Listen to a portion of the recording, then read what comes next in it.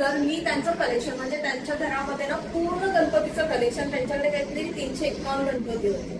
ते जिथे जायचे ना तिथे, आता मला परत सेकंड तुमचं मिळालं की 45 किती 40 होते. 40-45 गणपती आहेत. मी आता गेल्या महिन्यात आता दिवाळीच्याच वेळेला मी ते सगळे काढून अगदी छोटे छोटे छोटे, कारण का सगळं ते मला पुसून अरेंज करायला मलाच लागायचं, ते सगळं क्लीन वगैरे करून. त्यामुळे मी कंटाळले. इतके वर्ष मी ठेवले.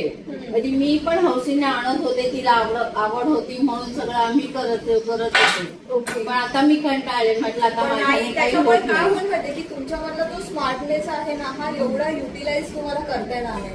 तुम्हाला असं वाटेल हा आता मी हे करते, त्याच्या लगेच पीक तुम्हाला दुसरी आयडिया, तुम्हाला असं वाटेल की मला लगेच दुसरं करायला पाहिजे. एक तर देवळामध्ये ठेवा किंवा पाण्यामध्ये वाहून टाका. आणि बेसिकली गणपती देवता आहे ना, ही बुद्धीची देवता आहे आणि पूर्ण आपल्या देवतांमध्ये पहिल्यांदा प्रथम पूजनीय, तर ती फक्त देवघरामध्ये असेल तर बेस्ट आहे.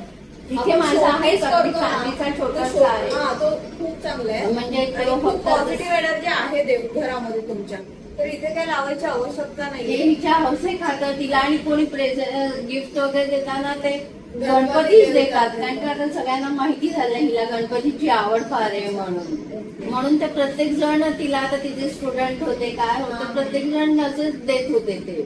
त्यामुळे ते इतके कलेक्शन वाढलं होतं ना. पूर्वी आम्ही हौसेने, तिला आवड होती म्हणून आणत होतो, ठेवत